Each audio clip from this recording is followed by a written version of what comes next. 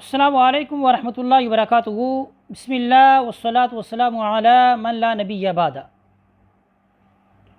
جیسا کہ آپ کے علم میں ہے کہ ہم نے کتاب شمائل محمدیہ صلی اللہ تعالی علیہ وسلم، جو کہ سوال و جواب کی صورت میں میرے استاد محترم الشیخ سید الشریف الدکتور علوی بن حامد بن شہاب حافظ اللہ سبحانہ وتعالی انہوں نے لکھی ہے، اس کو ہم کیا کر رہے ہیں، پڑھ رہے ہیں۔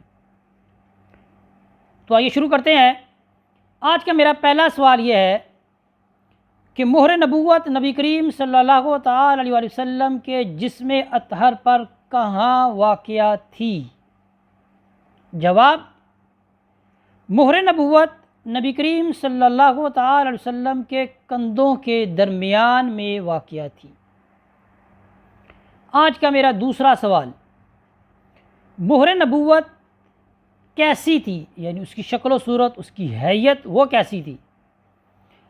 حضرت جابر بن سمرہ رضی اللہ تعالی عنہ فرماتے ہیں، میں نے رسول اللہ صلی اللہ تعالی علیہ وسلم کی مہر نبوت کو دیکھا جو کبوتر کے انڈے جتنی سرخ رنگت غدود نما چیز تھی۔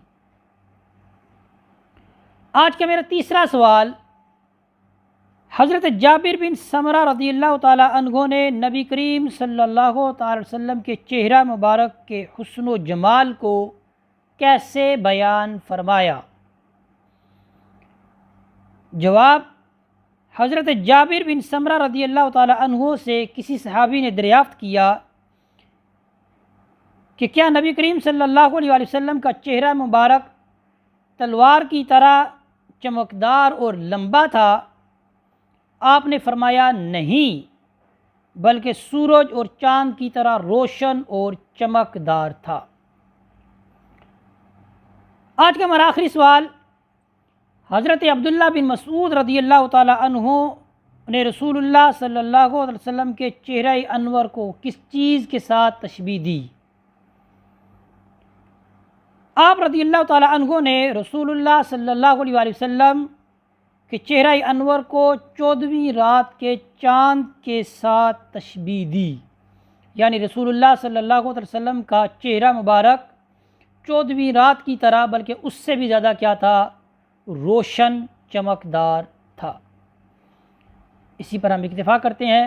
آج کا ہمارا یہ جو سلسلہ سوال و جواب تھا، جس میں ہم نے حضور اکرم صلی اللہ تعالی وسلم کی شمائل محمدیہ میں سے آپ کی مہر نبوت اور آپ کے حسن و جمال سے متعلق ہم نے پڑھا، ان سوال و جواب کو آپ خود بھی یاد کریں، اپنے بچوں کو بھی یاد کرائیں اور اپنے دوست احباب کو بھی ان سوال و جواب سے ضرور آگاہ کریں۔ شکریہ۔ اسی پر اکتفا کرتے ہیں۔